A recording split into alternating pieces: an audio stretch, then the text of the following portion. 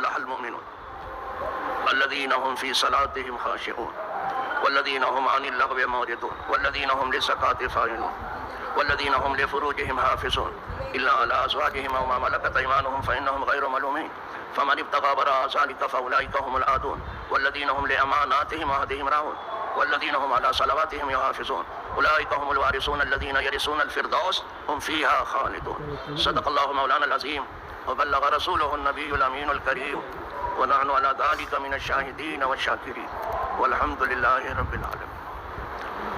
برادران دینی و یقینی، شان مومن بہت بلند ہے، مقام مومن بہت بلند ہے.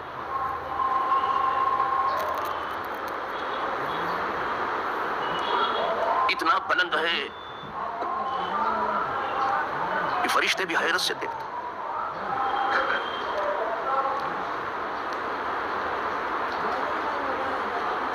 اس لیے کہ مومن میں جھکاؤ بہت ہے، مومن میں فروتنی بہت ہے، مومن میں عاجزی بہت ہے، مومن میں تواضع بہت ہے، مومن میں انکساری بہت ہے.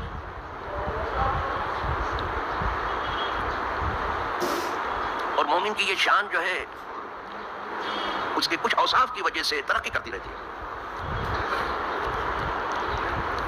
جیسے ہی مومن کی کامیابی کا اعلان ہوا ویسے فرمایا گیا یہ مومن تم سمجھتے ہو کون ہے؟ جو اپنی نمازوں میں عاجزی کرتا ہے. تو عاجزی سے شروع ہوا ہے قصہ.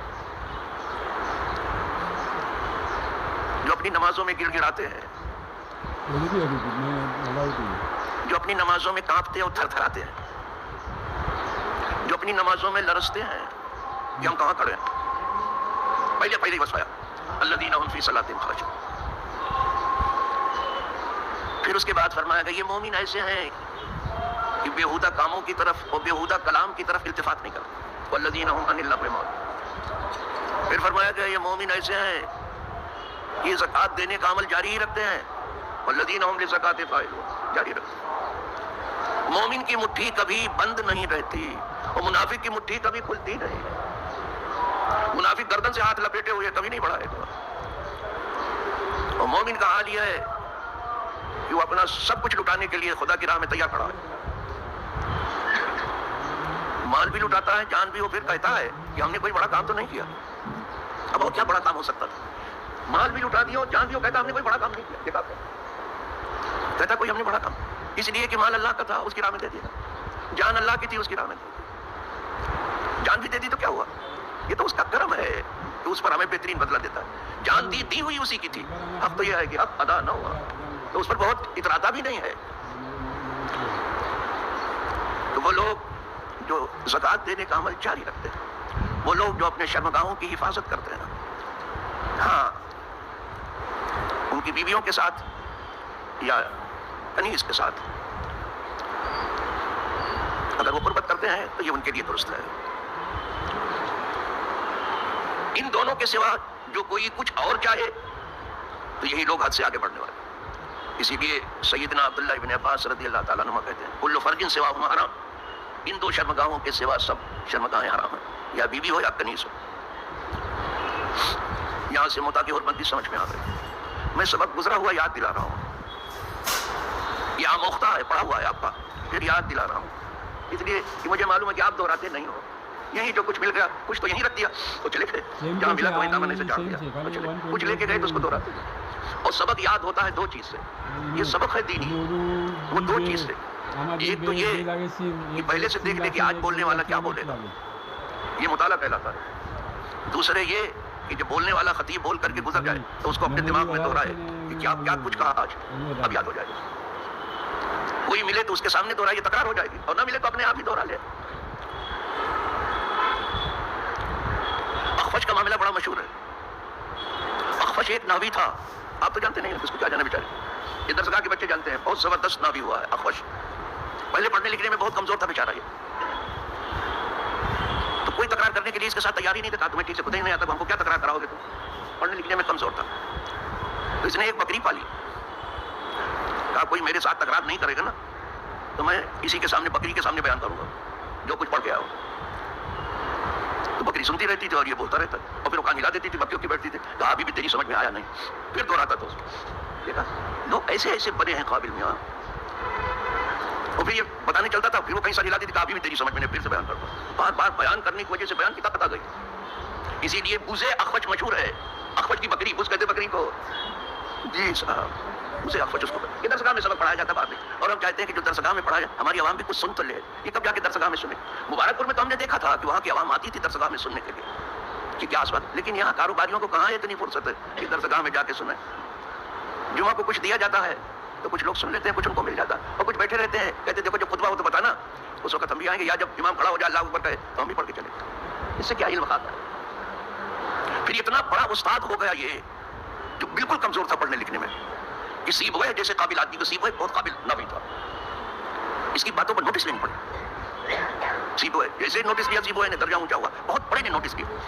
पढ़ते हैं ये लोग बच्चे हमारे, वखालफा सीब हुए अखवचा, इस बारे में सीब हुए ने अखवच की मुखालफत, इन्हें दर्जा दिया तब मुखालफत। जी साहब, तो आप मायूस ना हो कि हमको तो कुछ आता जाता नहीं, क्या सीखेंगे क्या समझेंगे, नहीं, दीन धीरे धीरे सीखो, बाद में आप होशियार हो जाओगे, लेकिन दोहराना पड़ेगा। और ये जो जबरदस्ती आपकी जेब में जुमा को रख दिया जाता है, इससे आप कुछ नहीं हो सकेंगे। दोहराते तो है नहीं आप उसको, कुछ नहीं हो सके। तो मैं सबक दोहरा रहा हूँ, वल्लज़ीना हुम लिअमानातिहिम व अहदिहिम राऊन, और मोमिन वो हैं जो कुछ वादा कर लें पूरा करके ही रहते हैं। वो मोमिन वो हैं कि अमानत छोटी हो या बड़ी हो अदा करके ही रहते हैं। मोमिन की शान है कभी भी अमानत में खयानत नहीं करते। जिस वक्त हुजूर ने अमानत पर बयान दिया था, वो फरमाया अगर ऊँट की एक रस्सी भी रख ली किसी ने और नहीं दिया तो क़यामत के दिन लेके आए तो जल्दी जल्दी लोग रस्सी उठा उठा के लाने लगे। अब समझ लेना कि ये कितना सख्त मामला है और लोगों ने कितना हल्का समझ लिया है इसे। लोग दुकानें लेके बैठ गए हैं, लोगों के देते ही नहीं, मकान लेके बैठे खाली नहीं करते, कर्ज लेके बैठे अदा ही नहीं करते। इसके लिए कोर्ट में केसेस चल रहे हैं, अफसोसनाक है, बहुत अफसोस। ये मोमिन नहीं। तो मोमिन वो है जो उसने वादा किसी से किया उसको पूरा करता ही है। मोमिन ने वादा कर लिया और पूरा करके रहे। मोमिन के पास कोई अमानत रखी गई अदा करके रहे। यहाँ तक तो बयान मैंने कर दिया था, ये आमोख्ता था आपका पढ़ा हुआ। अब आगे वल्लज़ीना हुम अला सलावातिहिम युहाफ़िज़ून, वो अपनी सब नमाजों की हिफाजत करते हैं। मोमिन की शान जब बयान हुई तो नमाज ही से शुरू हुआ, कि नमाजों में गिड़गिड़ाते हैं, पहले आजिज़ी से शुरू। अब जब मोमिन की शान यहाँ बयान करके खत्म की तो फिर नमाजी का तज़किरा है, यानी अव्वल भी नमाज और आखिर भी नमाज। शुरू हुआ था नमाज से, खत्म हो रहा है यहाँ नमाज पर। पहले कहा नमाजों में आजिज़ी करते हैं, गिड़गिड़ाते, अब कहा अपनी नमाजों की हिफाजत करते हैं मोमिन। मजाल है कि उनकी नमाज का वक्त निकल जाए, जाने नहीं देते किसी नमाज को। क्या शान है नमाज को। नमाज में दो चीजों से बड़ी शान पैदा हो जाती है, एक तो आजिज़ी करने से, दूसरे हिफाजत करने से। उसकी हिफाजत करो जाने ना पाए। और ये नमाज का मामला भी अजीब है साहब, और ये अज़ान का मामला भी अजीब है मोमिन के लिए। मोमिन के घर बच्चा पैदा हुआ तो सीधे कान में अज़ान और उल्टे कान में इक़ामत। बस ये होता सबके यहाँ, बिल्कुल होता है। कुछ अज़ान पढ़ने वाले तो सच्चा खाने के गिर्द घूमते रहते कि किसी को अज़ान पढ़ाना है, लेकिन बेहतर है कि जो वक्त का बुजुर्ग आदमी उसकी गोद में डालो, उससे को अज़ान पढ़ दे इक़ामत और अपना चबाया हुआ कुछ इसके मुंह में डाल दे, ताकि पहले दिन से बरकत उसे आ जाए। अहले मदीना को मैंने देखा, अभी भी देखा है, सुना नहीं है कि उनके यहाँ बच्चा पैदा होता है तो हुजूर की बारगाह की तरफ बढ़ा देते हैं। रश्क आ गया उस बच्चे पर मुझे कि कितना खुश कि अभी अभी दुनिया में हुजूर के सामने पेश कर रहा हूं। रश्क आया उस बच्चे के ऊपर कि क्या खुशकिस्मत है ये बच्चा। बहुत असर पड़ता है गोद का। माँ की गोद अगर अच्छी है जन्नती बना के रहेगी, इसीलिए कहा गया जन्नत तो ताता अक़दामिल उम्महात। और माँ की गोद अच्छी न हुई तो खतरा है बच्चे के। अर्ज कर रहा था कि अज़ान हो गई, इक़ामत हो गई, लेकिन नमाज नहीं हुई। ये अज़ान ऐसी है और इक़ामत ऐसी कि इसके बाद नमाज नहीं है। सिर्फ अज़ान है और इक़ामत भी है, हय्या अला सलाह हय्या अला फलाह, ये भी पढ़ा जा रहा है, लेकिन नमाज नहीं। नमाज कब होगी जब मरेगा। अज़ान उस वक्त हुई, नमाज होगी नमाज, लेकिन मर नहीं। ऐसा नहीं है कि अज़ान हो गई है नमाज न हो, और इक़ामत हो गई है नमाज। और नमाज जनाजा में ना अज़ान है ना इक़ामत है। देखा कहीं आपने नमाज जनाजा में क्या पढ़ो तो जरा अज़ान नहीं। अज़ान उस वक्त हुई जब पैदा हुआ, इक़ामत अब नमाज हो रही, लेकिन ना अज़ान है ना इक़ामत, नमाज हो रही। ये देखो हमारे सामने खड़े पड़ो, कहीं जगह नहीं मिली। کہیں جگہ نہیں ملی اتنی بڑی مسجد، وہ سیکھا ہی نہیں تھا۔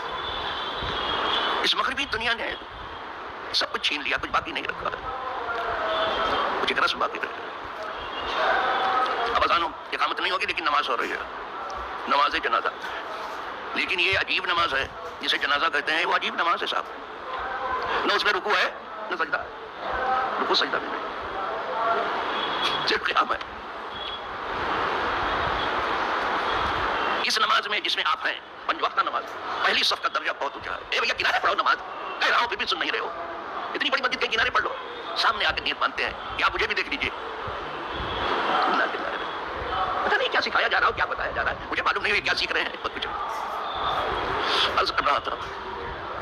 پنج وقتہ نماز میں پہلی صف کا درجہ زیادہ ہے، یہ نہیں سمجھنا کہ جو پہلی صف والوں کو ملتا دوسری کو ملنے ہو، وہ پہلی صف میں جو امام سے جتنا زیادہ قریب ہے اس کا درجہ زیادہ ہے، براہ راست وہ امام سے فیصلے رہا ہے۔ یہ پنج وقتہ نماز کا معاملہ ہے، لیکن نماز میں جانتے ہو آخری صف بہتر ہے، جو بالکل آخر میں کھڑا ہوا ہے، یہ الگ شان ہے نماز کی، اس کی آخری صف بہتر ہے۔ اس میں اگر آپ آخری میں پہنچے تو کمزور صف میں پہنچے، آپ آ گئے صف میں لیکن کمزور صف میں آئے، لیکن نماز جنازہ میں جو آخری صف ہے وہ درجہ رکھتے ہیں، اس لیے کہ وہ دعا ہے، اصل میں وہ ہے دعائے جنازہ، نام ہے اس کا صلاۃ الجنازہ۔ صلاۃ کے معنی بھی دعا ہی ہے، اور دعا جو ہے عبادت کی اصل ہے، الدعاء مخ العبادہ، اصل ہے، تو اس کی آخری صف۔ لیکن اس نماز میں بھی یہ مردوں کی پہلی صف بہتر ہے، اگر عورتیں بھی ہوں تو پھر یہ قانون پہ لگائیں گے کہ ہم تو اسماعیل ابھی میں سن کے آئے تھے پہلی بڑھیا ہوتی ہے، اب کیا کریں؟ کوئی پوچھ لے کہ اگر عورتیں بھی ہوں تو کیا کرو گے، کیا کہو گے؟ تو آپ کی بولتی اسے بند کرے گا، وہ کچھ نہیں سیکھ کے آپ آئے، کچھ نہیں سیکھا۔ عورتوں کی آخری صف بہتر اس نماز میں بھی۔ کنارے پڑھیے بابا، کنارے پڑھیے، بڑی مسجد ہے ادھر ادھر کنارے سنت پڑھے، پیچھے سہن میں جا کے پڑھیے، بڑے کو کچھ معلوم نہیں ہے، کچھ نہیں سیکھا ہے، صفر ہے بالکل، کچھ نہیں معلوم۔ عرض کر رہا تھا کہ مردوں کے لیے ہے کہ مردوں کی پہلی جو ہے صف بہتر، خیر صفوف الرجال اولها وشرها آخرها، وخیر صفوف النساء آخرها وشرها اولها۔ عورتیں اگر آئیں تو ان کی آخری صف بہتر ہوگی، اور پہلی صف بری ہوگی، وہ پہلے مردوں سے مل کے نکلی۔ اب یہاں ایجوکیشن بھی مرد عورت نے ایک ساتھ کر دیا ہے، یعنی ہماری تہذیب کو مٹانے کے لیے دنیا نے کیا کچھ نہیں کیا ہے، اور ہم آپ بن کے کر کے ان کے پیچھے چلے بھی جا رہے ہیں۔ یہ ہماری تہذیب کو مٹانا تھا، اور جتنے پردے میں نماز پڑھے گی اس کی نماز اتنا ہی منعقد ہو جائے گی۔ اگر وہ صحن میں پڑھتی ہے تو اس سے اچھا ہے کہ برآمدے میں پڑھے، برآمدے میں پڑھتی ہے تو اس سے اچھا ہے کہ کوٹری میں پڑھے، بیڈ روم میں پڑھتی ہے ایک گوشے میں جہاں چھپنا زیادہ ہو وہاں پڑھے، ثواب پڑ جائے گا۔ عورت جتنا چھپے گی ثواب پڑے گا، مرد جتنا ظاہر ہوگا ثواب پڑے گا۔ مردوں کو ظاہر ہونا، اب عورتوں کو ظاہر کر رہے ہیں۔ آج کل ہمارے ہاں شادی بیاہ میں دیکھ رہے ہو کہ کیا کچھ ہو رہا ہے، تو کیا تصویر ہے، بابا وہ چشمہ نکال کر تیاری کر رہے ہیں، ہمارے سیاح کے سامنے ہماری پڑھ لو آگے، کچھ نہیں سنتے نہیں سمجھتے کہ کچھ بولا جا رہا ہے، کچھ ہو رہا ہے، ابھی تقریر ہو رہی ہے، وہ دوسرے کے لیے ہو رہی ہے، ہمارے لیے تھوڑی ہو رہی ہے، اس لیے کچھ نہیں آتا ہی۔ انہوں نے سمجھا کہ یہ تو ایک مشق ہے علماء کی جمعہ کے دن۔ تو عرض کر رہا تھا کہ مردوں کی پہلی صف جو ہے بیسٹ ہے، پنج وقتہ نماز۔ حضور فرماتے ہیں خیر صفوف الرجال اولها وشرها آخرها، اور بری صف پچھلی صف، سب سے پیچھے نماز میں رہے، اللہ کی بارگاہ میں حاضری میں آپ پیچھے کیسے رہ گئے؟ لیکن عورتیں اگر ہوں تو خیر صفوف الرجال آخرها وشرها اولها، عورتیں ہوں تو ان کی بہتر صف آخر والی ہے، پہلی صف جو مردوں سے ملی ہوئی ہے وہ کمزور صف ہے، بری صف، بہت الگ کرنے کی کوشش کی۔ اسی لیے حضور نے جب خواتین کو حج کرا دیا تھا، سب کو کرا دیا، اس کے بعد جانتے ہو جو جملہ فرمایا تھا، اسی میں آئین و دستور چھپا ہوا اسلام کا۔ حضور کی بولی تو آئین و دستور ہے، قانون بن جاتی ہے۔ حج کرا کے فرمایا تھا حاضی ثم حسب البیوت، لو یہ حج سب کے ساتھ تمام مرد عورت کے ساتھ مل کے کرتے، کر لیا، اب تم آؤ گھر کی چٹائی ہے، اور دیکھیے بات حسب البیوت، اب تمہیں گھر میں رہنا، تو یہاں نکالنے کی کوشش ہے، نوکری دے دو اب تو نکلیں گے، ایم ایل اے بنا دو اب تو نکلیں گے، ایم پی بنا دو اب تو نکلیں گے، سروس دے دو، داروگا بنا دو اب تو نکلیں گے ڈنڈا لے کے۔ جی صاحب، مغرب کو کیا ہے، وہ یہ بتانا چاہتا ہے کہ آج عقل حکمراں ہے، مذہب نہیں، لیکن وہ عیسائیت ہوگی، وہ چرچ ہوگا، وہ یہودیوں کا عبادت خانہ ہوگا جو شکست کھا گیا ہوگا۔ اسلام شکست کھانے کے لیے نہیں آیا، غالب ہونے کے لیے۔ ہماری تہذیب غالب رہے گی، اسلام غالب ہونے کے لیے آیا، مغلوب ہونے کے لیے نہیں آیا۔ اس کو مٹانے کی کوشش ہے، اس کو کسی طرح سے مٹاؤ، لیکن الاسلام یالو ولا یولا، یہ کبھی شکست نہیں کھاتا، رہے گی۔ ہم بھول گئے ہیں اپنا سبق، اپنی راہ بھول گئے ہیں، بھٹک گئے ہیں، سمجھ گئے، اور بہت کم سمجھانے کے لیے گفتگو بہت کم ہو رہی ہے، وقت نکالنے کے لیے، گزارنے کے لیے، وقت گزاری کے لیے گفتگو بہت ہو رہی ہے، تقریر کے لیے تقریر بہت ہو رہی ہے، لیکن تقریر برائے تفہیم سمجھانے کے لیے بہت کم ہو رہی ہے. ایسا نہیں کہ نہیں ہو رہی. سمجھو اپنا دین. یہ حضور کیا چاہتے ہیں. اسی لیے حضور نے منع نہیں کیا. فاروق اعظم بار بار کہتے تھے حضور پہلے یہ ازواج مطہرات کو پردے کا حکم دیجیے, نہیں دیا, نکلتے تھے. لیکن جب حضور نے نہیں دیا تو آسمان سے حکم اترا. جب اللہ کو تو فرض ہو گیا, پردہ فرض ہوا, وقرن فی بیوتکن, اپنے گھروں میں ٹھہری رہو. وہ گھروں کی حفاظت کرنے والی ہیں, وہ ہوم منسٹر ہیں. گھر کو وہ جنت بنا کے چھوڑ دیتی ہیں. 10 مرد مل کے کریں تو وہ نہیں کر سکتے جو ایک عورت کرتی ہے. 10 مرد, بلکہ 100 مرد نہیں کر سکتے. وہ گھر کرتے ہیں. اور مردوں سے کہا تم باہر نکل کر کے کام بانٹا گیا ہے. مردوں سے کہا تم فورن منسٹر ہو, باہر کے ہو, باہر رہو. اب مرد گھر میں بیٹھا ہے, عورتیں باہر ہے. اب الٹا ہی کیا ڈالا ہے سب. مذہبی عورتیں کرتی ہے, اسکول میں بیٹھتی ہے, آتی جاتی بھی ہے, سب الٹا ہی کرتا ہے. جب گنگا الٹی ہو گئی تو نتیجہ بھی الٹا ہو گیا. جو سغرا اور کبرا بدل گیا, حد اوسط گر گیا, تو نتیجہ پھر کیا نکلے گا؟ یہی نکلے گا. نتیجہ الٹا کر دیا. مرد گھر میں بیٹھا ہے, سیٹ ٹاکا گھر میں بیٹھا ہے, عورت بازار میں. اور سیٹ, یہ سیٹ ہے کہ پیٹ ہے؟ یہ کون ہے؟ سرکار خود بازار میں جائے, بازار کی نگرانی کرے کہ ٹھیک چل رہا ہے یا نہیں چل رہا ہے. کسی کے ساتھ زیادتی تو نہیں ہو رہی ہے, بلکہ لوگ یہ کیسے نبی ہے کہ بازار میں آتے ہیں. جیسے آپ کسی مولانا کو دیکھتے ہیں, بولتے ہیں کیسے مولانا تھیلا لے کے بازار میں گھوم رہے ہو. ارے تم کیا سمجھو کہ یہ حضور کی سنت ہے؟ یہ قرآن میں آیا ہے, ما جاء الرسول یاکل الطعام. یہ کیسے رسول ہے کہ کھانا کھاتے ہیں؟ وہ یمشی فی الاسواق, بازاروں میں چلتے ہیں. حضور بازار میں چلتے تھے. یہ سنت کا پتہ ہوگی. بازار میں حضور خود چلتے تھے. بہت کم مرد ہوں گے جو بازار میں ہوتے. بازار آج مینا بازاروں کے شرم آتی ہے کہ عورتوں کے بیچ میں کہاں کھڑے ہوئے. بس اپنی اصلاح کر لو. بہت خوش فہمی میں آپ ہو کہ آپ کر رہے ہو. دین کی چند چیزیں رہ گئی جو آج عمل میں ہے, باقی اب 9 حصہ غائب ہے. بالکل دین کا 9 حصہ غائب کر دیا ہے آپ نے, پتہ نہیں. اور خوش فہمی ہے کہ ہم بڑے پرہیزگار بنے روٹی کا. چلو ابھی تک جہاں پہنچ تو گیا تھا وہاں تک حافظون تک, لیکن بیان نہیں کر سکا. حفاظت کے اوپر گفتگو انشاءاللہ, کہ نماز کی حفاظت کیسے ہوتی ہے اس پر گفتگو زندہ رہتا انشاءاللہ آنے والی جمعہ. وآخر دعوانا الحمدللہ رب العالمین. السلام علیکم ورحمۃ اللہ وبرکاتہ.